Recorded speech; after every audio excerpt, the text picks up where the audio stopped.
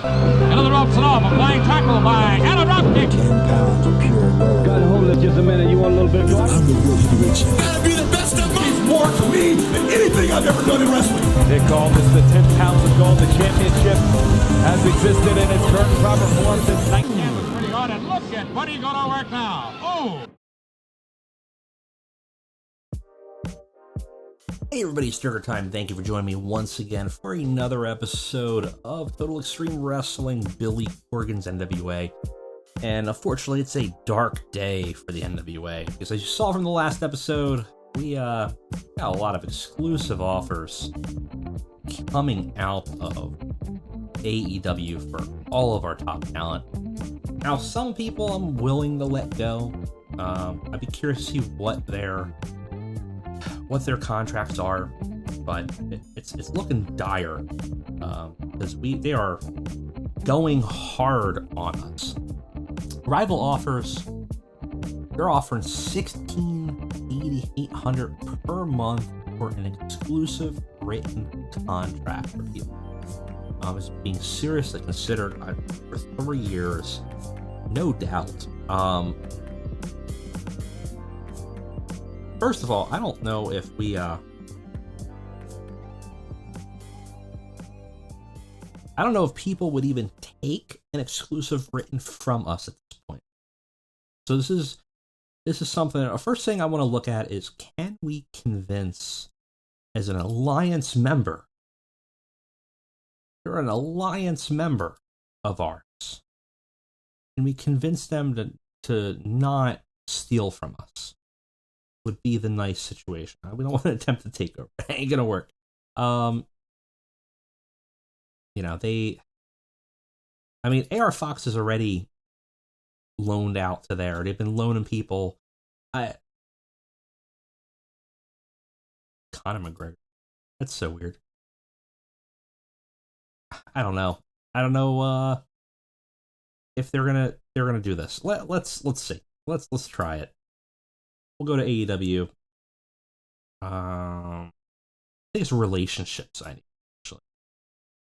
Go to relationship or start relationship. I never remember how it is in 2020 now. You profile. Negotiate. Yeah, there it is. Okay.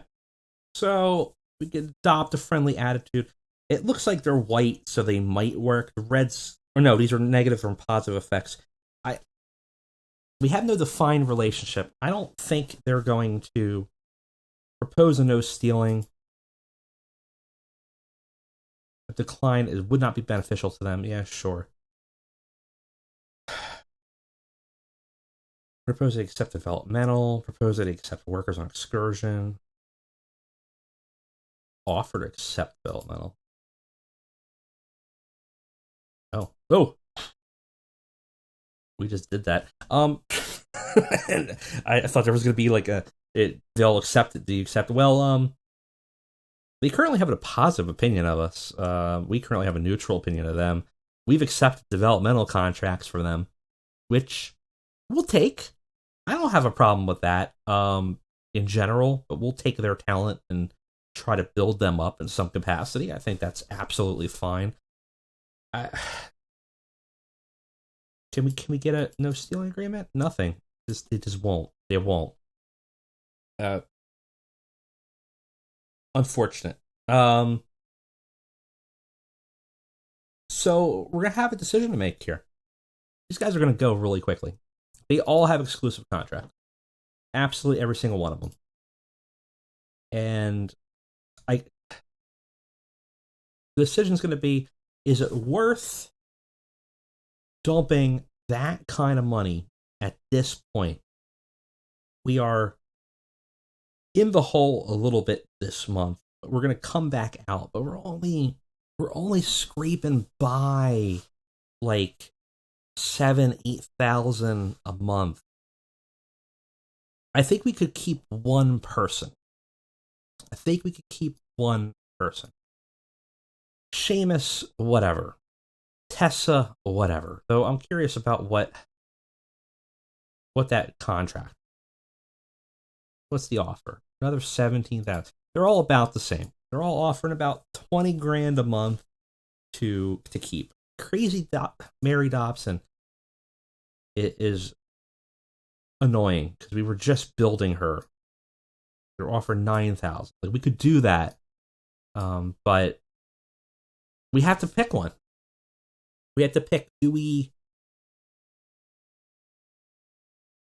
keep Fatu, or do we keep Pillman? And that's the trouble. We've built them up practically from day one as an NWA guy. They're willing to negotiate. They're not being offered much. I'll give them that. They're what's Fatu looking like? Fatu's not far off. Might be a better wrestler. Can we compare them?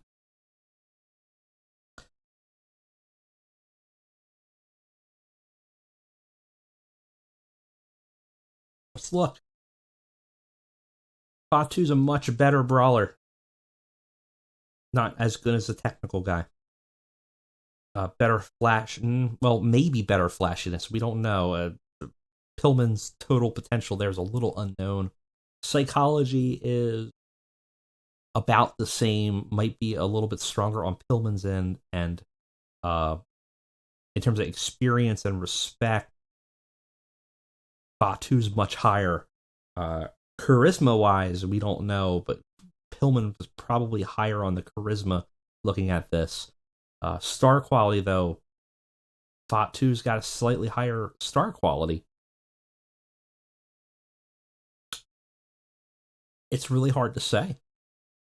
They're very close. They're very close. It's very difficult to make a decision. I think there's more potential in Pillman as a young lion, though, versus Fatu with 8 years of experience. There's more potential with Pillman, and he's our champion. Even if we make a direction differently and we decide to give the championship to someone else, he just started his run. That run could end at any time. Doesn't necessarily need to be a long-term run. Well, let's try to negotiate. I don't even know if he will take the negotiation. He's being offered $1,300. I will offer per month, exclusive written.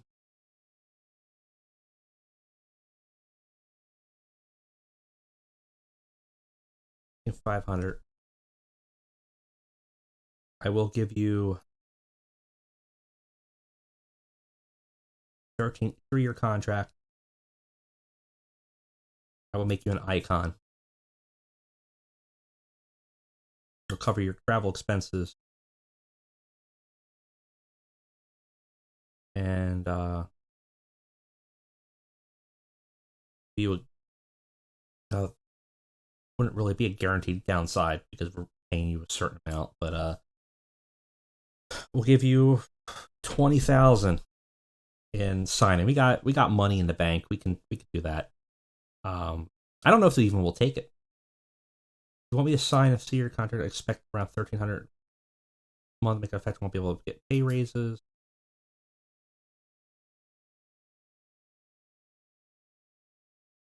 I accept these terms, but I have a better offer from another company. Unless you're willing to improve, they would be a preferred option. Okay. Well, let's give them 35% merchandising. I'm going to give you creative control. What would you say about that? Okay, it's not doesn't sweeten the pot, so that's worthless then. What about 15K per month? 3 years as an icon. Like, what else more do you want?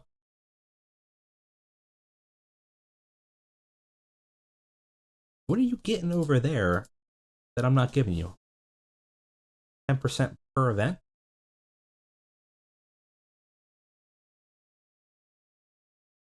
sure.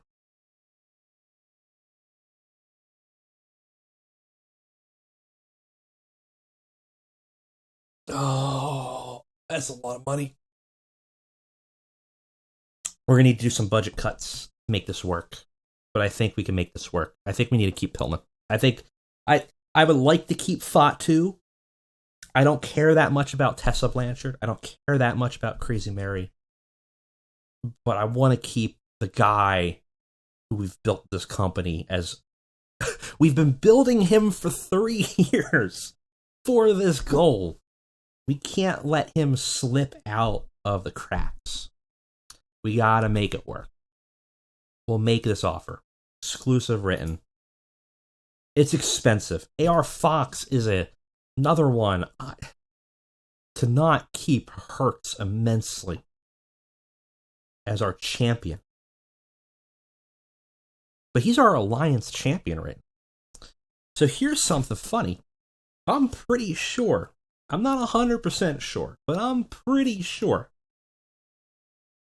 that there's no limit to how often we can have the Alliance champion from another company be borrowed for our shows. I've not seen a limit yet. Now there is a limit quarterly for talent exchanges and Alliance loans.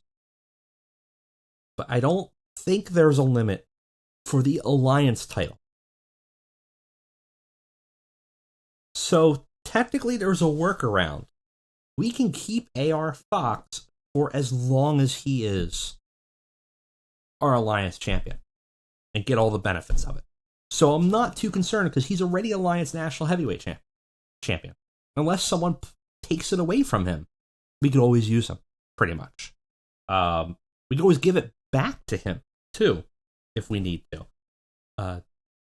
And we could still have a fantastic worker with great popularity that's going to put on a fantastic performance and basically have him for free. Fatu hurts. Sheamus is a novelty. It's nice to have. It's not the end of the world. Tessa, whatever. Crazy Mary, it sucks because it's a good worker for our women's division, but our women's division sucks worse than AEW's, so it's not the end of the world. Pillman is essential, but I don't think we can afford to do 2 big contracts like that. One of the things we may have to do is we may have to take power down to 1 hour, which I kind of want to do anyways starting in January because I want to change our event cycle. And instead of doing them every couple months, I'm thinking we're going to do a pay-per-view every single month. And if we do that, I think we need to make it a 1-hour show to have less people on it, to cost less money. We're probably going to have to gut the roster a little bit, which we'll do after the tournaments. Now, we got money in the bank. I'm not that concerned right now in the short term until we get to January. But if something drastically happens, we'll have to make those cuts and adjustments. But right now, we're fine. I'm okay with it. Let's advance a little bit, and hopefully we don't see any counter bids on Pillman. I don't know if I need to whitelist him or shortlist him, anyways, just to really get the updates. But we want to really make sure we jump on it because if we need to dump money in him, we're gonna dump some money in him. All right, let's advance and let's hope nothing crazy happens. I don't like the look of this.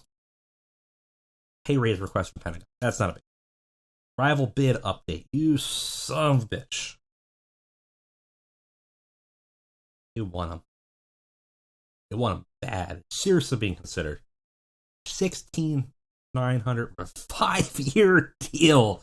10% on all shows. 25% merchandising cut with a signing bonus of $8,450. Being seriously considered. What do you feel about ours with a $20,000 signing bonus? Needs to improve. Okay.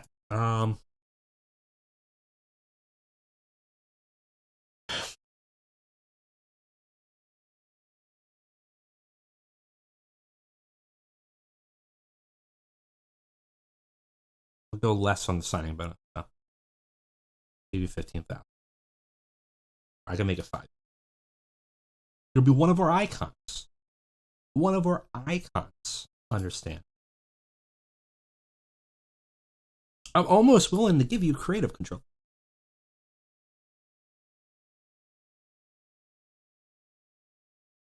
We're going to be in a bidding war. We're going to make it inhospitable for AEW. They want Pillman so bad.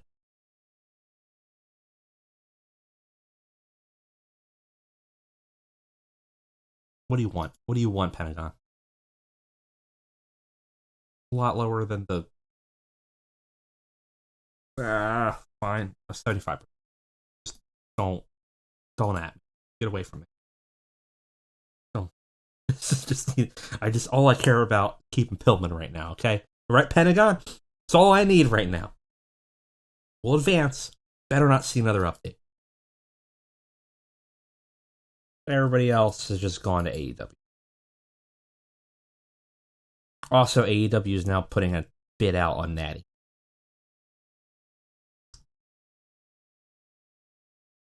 They are taking everybody from us. Like a direct attack on us here. We're not even at war. And they are taking everybody. Let's look at Pillman. We're going to keep Pillman hell or high water.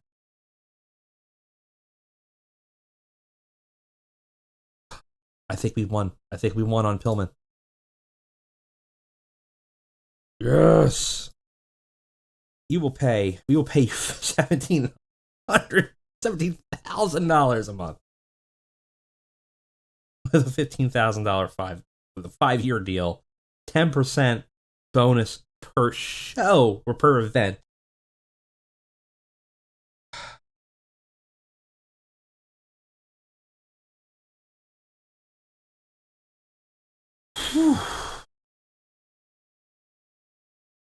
We got him. Everybody else, though. Everybody else, we just lost a ton of people. We just lost a ton of talent. We might need to lose that talent to afford our show now. Looks like Nickaldous got a lot more important, let's say. Now, I don't know if we hired by AEW. Exclusive contract. How long do we have him for? Do we get a leniency period here? Or do they just straight get everybody? You know, that's what I want to know. Well, I guess we'll find out. All right, we got Into the Fire in 25 days. We got a big gap in time before the next pay-per-view. And we got Power tonight. Let's deal with it. I don't know if we're going to have to change booking decisions. We'll figure it out. Let's get to the show. Man, I'm just happy we got Pillman, though. Oh, Pac is hurt. That's unfortunate. All right, we got a show. Let's book this show. So upset. So human. Someone in the comments the last episode said I could hear Durger's just like this heart just sinking as it happened. It did. It really did. I didn't think that, and they're still not done. Like, they're gonna take everybody by the time they're done. It's just dastardly, absolutely dastardly. We have 468 fans expected, sticking with our venue for the arena here, or our sound stage and studio. We got to book a show. Who's not available? Is anybody not available right now? Chris Brooks worked for DDT. Pentagon's out there. All right. I think that's gonna might put a hamper on the finishing of the tournament for the first round. We'll have to take a look at it, but Pillman, we're keeping. After his great win against wrestling legend Glenn Jacobs, Eddie Kingston moving mountains, fighting Ryback, and moving up the ladder, coming to a head-on collision with Pillman coming up soon. Unless Eddie Kingston also gets an exclusive contract with AEW and we lose everybody, and then the only people that will be left in our company will be like 3 people. So we'll see how it goes. All right, before we move on, one thing we almost forgot, because we actually are on round 2 of our tournament. We have to decide which character trait in our Circle Squared tournament will be the deciding factor for the next round. So I have a smorgasbord of random character traits, or I should say skills, not character traits, that will determine who wins in a head-to-head competition. We've got acting, athleticism, power, selling, menace, sex appeal, psychology, technical, charisma, brawling, and basics, and acting. So kind of a gambit of random traits that all are going to be very different. One of them is going to be randomly decided, and whoever has the better of that trait in each round, or in this next round, that will be the winner. So we're still keeping it very wild, very random, and this is only going to make it even wilder from a coin flip.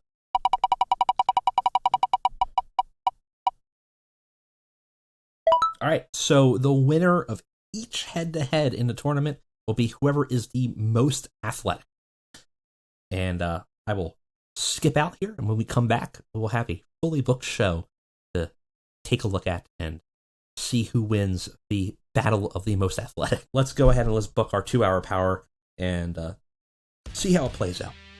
But guys, we are ready for a pretty packed show. Might be one of our last packed 2-hour powers, depending on what our financials look like after the mountain of money we had to give Pillman stay. But we also had to throw some audibles in here based on the fact that I don't know how much longer some wrestlers are going to be on that roster, based on the fact that they're getting scalped by AEW.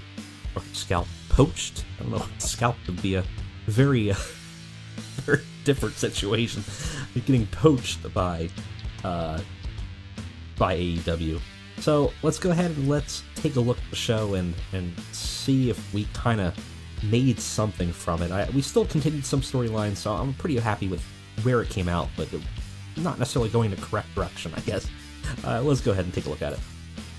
In our pre-show, we have our Circle Square tournaments, so we're basing it off of that randomly chosen attribute, and led to a very upsetting conclusion as Dalton Castle loses the Thief Ant.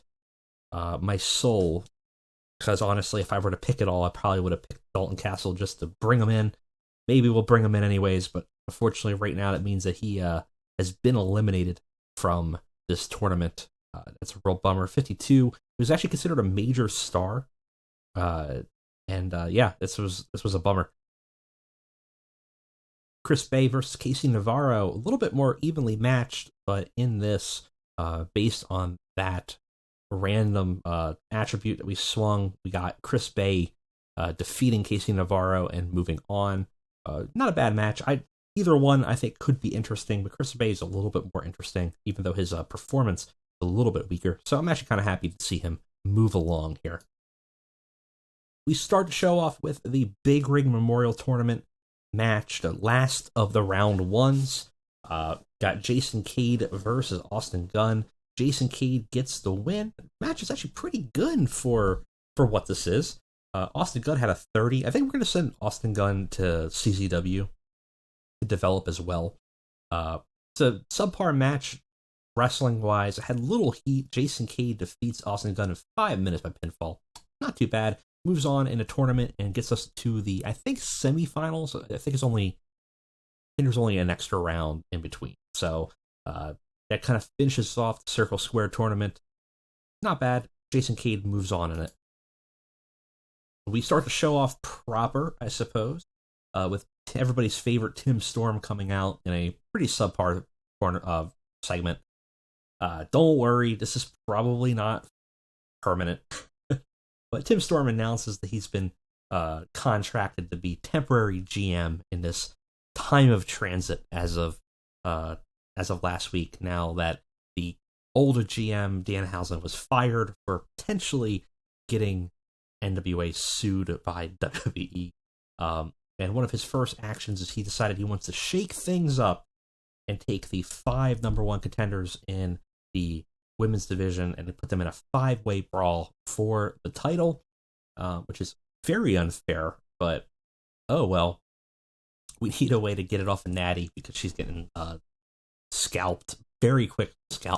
No more scalping. People gotta stop getting scalped, getting poached by AEW very shortly, and I don't think we can afford to do another contract to maintain them. So I think she's gonna go, and in the meantime, we'll take the title off of her so there's continuity and fidelity in between, and we don't have to vacate a title. Move on to a promo. Sheamus is in the ring and begins to cut a promo, going on a little bit about his attack on AR Fox and how he was gonna go attack the Alliance champion. And he gets interrupted by Eddie Kingston, who seems to always want to make an appearance to put himself over on our show. And Eddie Kingston goes, "Whoa, big man. Think we've heard enough about this already. We've seen this all play out before. The big guy from the major leagues with another chip on his shoulder, looking to cut his teeth and prove his worth. We ain't here for your amusement. We are here to grind, to work, to prove ourselves to be the goddamn best in the world. That's the NWA. You're looking for a fight. You want to prove your worth. I get it. But why don't you face me tonight? And I'll show you that in the King's Kingdom, your Connecticut corporate pampered ass don't mean much." And the main event for tonight is set. Eddie Kingston finagles his way into the main event scene, face Sheamus, who is also departing us to AEW. Kingston went off script and performed well, got the crowd hotter, got a 58, not too bad. Again, trying to propel. We've already propelled him to major star status in just a couple matches, but we're going to put him a little more momentum in him. This is another audible. Sheamus was supposed to be the challenger for AR Fox.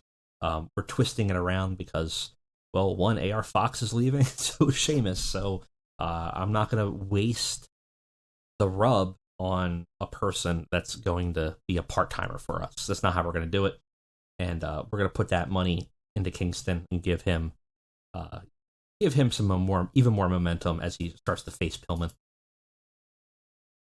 We got a match against one of the Kingdom's members, Matt Cross, versus Nickaldous, who's sort of on a bit of a road to redemption, I suppose, as he gets another win, defeating Matt Cross in 12 minutes after a pinfall with a Tormentum. Matt Cross is very underperformed in this, only 26. I feel like that his in-ring performance in real life is a lot better than that. I would probably almost put it closer to all this, like 45 or something like that. But maybe we just don't have them suited right. Nickaldous had a 50. We advanced the storyline. We had Josephus at a ringside, which doesn't show up in the notes, but he was kind of watching over him.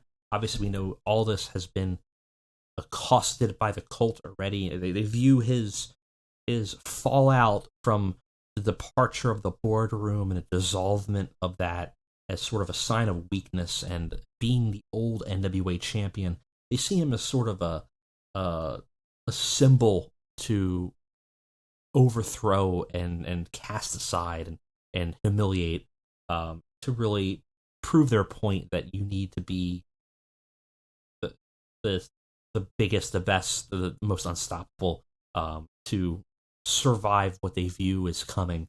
And they're using him as a target, and it seems that they're still scouting him here at this point and targeting him. After the fact, Aldous does see Josephus ringside. It didn't throw him off in the match, but after the fact, he still looks very spooked by seeing him, looking around, making sure that he's not going to get blindsided, and chooses to exit through the crowd instead of going back through the curtain at Gorilla. Seems like Josephus definitely has him at edge, and Nickaldous does not want to have to deal with it at all. And Josephus is very clearly not letting go on targeting him in some way, in this case just psychologically. Segment is okay, 42, not too bad.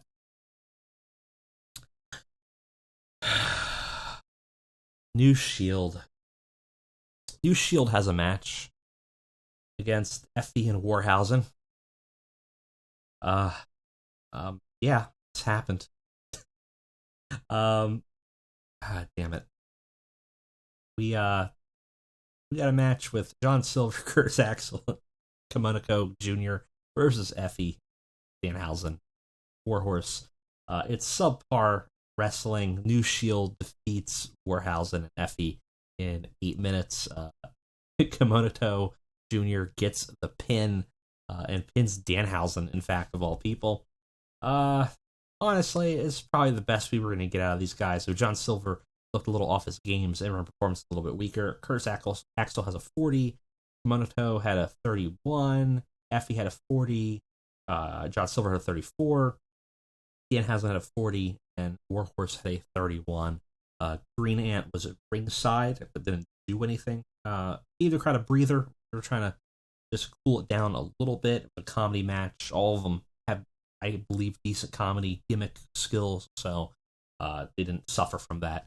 The match, honestly, at first glance, this looks harsh, but when you look at the actual performances, this is actually pretty acceptable. After that, we got FTR versus the Rock and Roll Express, taking a coming out of retirement to have a match with the old school wrestlers here. They were both off their game, but honestly, it didn't matter. FTR took care of it. FTR defeated Rock and Roll Express in 12 minutes, obviously. Not too shocking. Got the crowd hotter. They liked seeing the whole team. Got us a 52, which is probably better than Rock and Roll Express has ever gotten on this save. Not necessarily because of them. But that would be a fun change of pace and give FTR another win as our champions.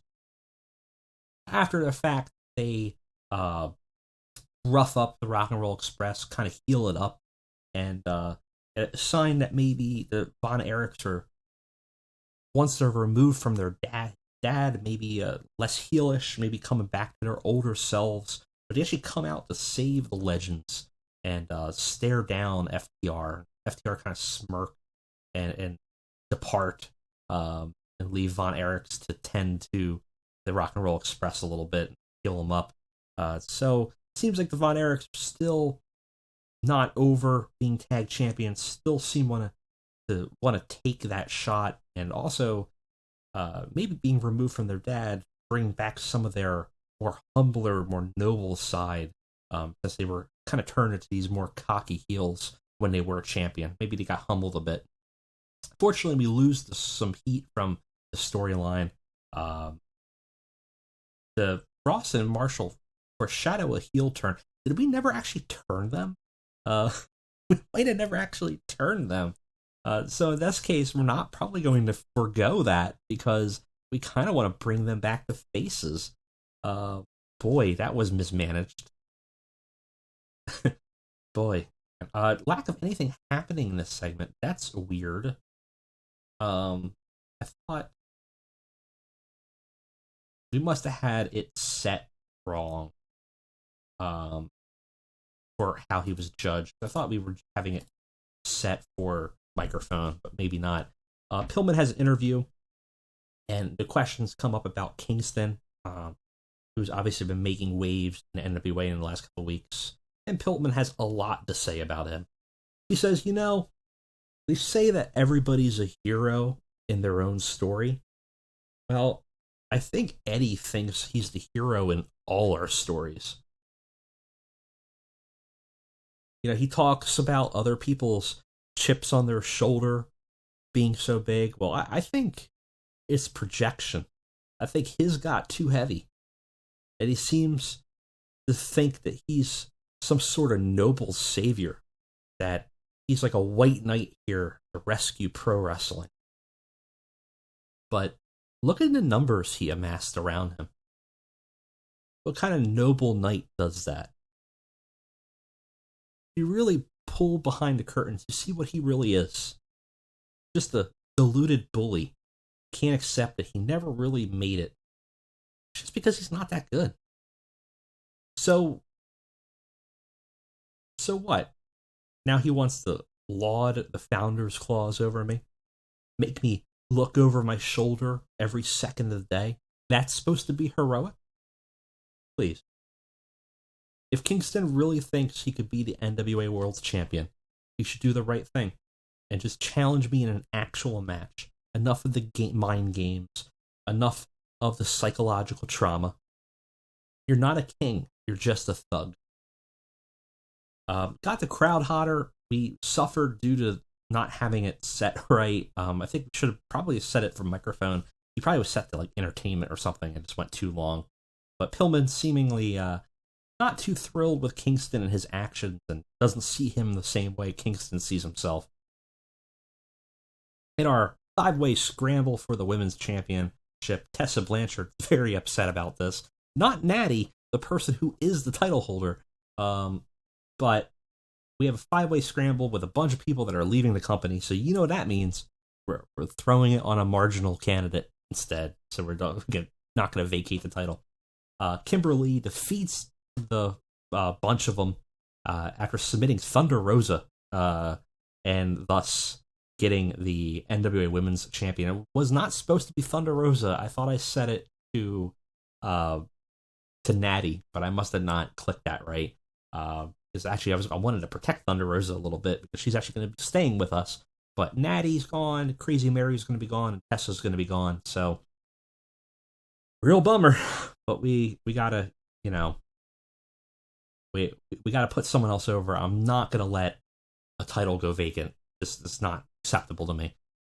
So Tessa had a 50, Crazy Mary had a 53, Kimberly had a 43, Thunder Rosa had a 38, and Natty had a 54. We could see the huge talent gap between the ones that are leaving and the ones that are staying, which is, again, problematic for our women's division, which just has been struggling to be able to perform and put out anything. And it's still going to be in that situation. But we'll give Kimberly a win, give her a championship, and set for a new era for the women's division here, I suppose, as all the talent gets scouted away. After the fact, we have Kimberly celebrate. It does very poorly. Not much to say about it. It's unfortunate. We got a match, an exhibition match against our national or alliance title holder versus Ace Austin, the Smoking Aces. Not bad. Ace Austin had a 58. AR Fox had a 67. AR Fox obviously is leaving us, but as I was saying before, because he's the alliance champion, you can still probably keep him around in a weird way. But we give Austin a win here, give him a little bit more momentum, since AR Fox had a ton of it, and he gets a pinfall with a House of Cards after distraction from Jarek 120, still using the Smoking Aces as a way to leverage and, kind of cheat to win a little bit if he needs to. But we give Austin a win. Match is a 63, which is pretty damn good. Can't really complain about that. After the fact, we got a big old cluster, big old mess. The segment does horribly. But Smoking Aces attack AR Fox after the fact, exerting dominance, kind of like chum in the waters. They swarm and attack him. But New Shield come up out of nowhere for the save. This misfit group of people that got Danhausen fired decide to come out to save AR Fox for some reason. Might be John Silver, who's kind of the leader of New Shield. Maybe he feels some kind of way. AR Fox was another CZW guy, and he might want to help protect them. But they get into a big old confrontation, and the Smoke Aces actually take the worst of it, and New Shield actually come out on top. Unfortunately, the segment does very poorly. A lot of it has to do with just the wide range of skill sets here. Kind of hurt it a little bit. In our main event, does pretty okay, actually. We got Sheamus versus Kingston. And in no surprises, we have Kingston going over Sheamus in 12 minutes by pinfall. Back Fist to the Future sends Sheamus out of the NWA as he begins his tour in AEW, I suppose. Had superb wrestling, great heat. Kingston had a 55. Sheamus had a 73. Got the crowd buzzing, gave us a 68, which is not a bad way to end the show. After the fact, Pillman comes out to face down Kingston, but then gets attacked by the Kingdom as they emerge from behind and rough him up. Obviously Kingston heard what Pillman said and decided not to take the noble route, and instead use his numbers to attack and humiliate him and make him known that, that he doesn't have to like him, he doesn't have to like what he does, he doesn't have to like his views or his goals, but as long as he's aligned with a bunch of other people, he's going to have to, that's going to, command some respect. And he makes it known to Pillman there. We advance the storyline, actually lose heat here a little bit. Again, some of the members of the Kingdom are weaker in terms of performances. Probably people we might want to look to remove and add some extra people to the Kingdom over time. Somebody maybe like Homicide might not be a bad option. Bring him back into the fold. They have a positive relationship with Kingston. Something we'll look at. But right now, that is the Kingdom as it stands, standing tall on top of Pillman, making it the Eddie Kingston show and making it known. We gained popularity in 25 regions with an overall rating of 62. Not too bad. I definitely will take that. That is one of the better NWAs we've had. Financially, we don't know how we're going to look, and honestly, we might have to do, a 1 hour power going forward, but that is what it is. We're going to make it work, but at the very least, we've saved Pillman's contract, and this episode, as an audible, kind of did a nice job of shifting gears a little bit and protecting our titles where needed.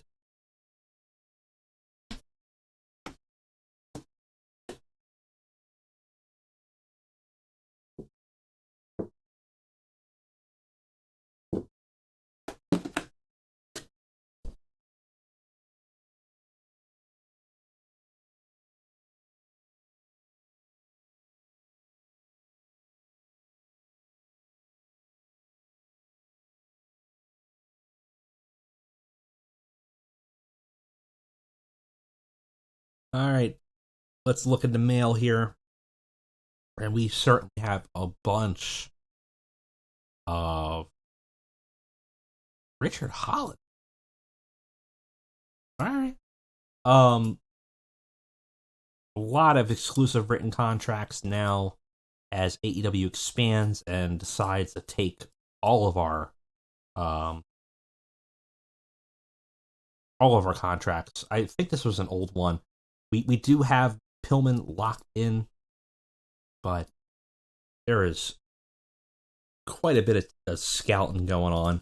So we're going to lose some people. That is what it is. AEW hired Natty. So, it's a bummer. We lost a lot of people through that scouting, but it's fine. We'll find new people. We'll move on. I think we protected what we really needed to. Tessa is, I believe, well, she's very upset with us, but she got hired by AEW anyways, so who cares? Daddy, it looks like we get 1 month with her. I don't know if that's the same with everybody else. So we didn't necessarily need to do that audible, but it'll work. I think we'll use this opportunity next month to maybe try to boost Kimberly or Thunder Rosa a little bit by giving a rub for them. off of Natty and maybe even Tessa. But you know, that's wrestling, right? Sometimes we gotta throw some audibles and deal with what we got coming to us. Financially, still worried. Don't know what we're gonna be looking at, but we'll deal with it when we get to it. We're gonna have to probably do some course adjustments in January.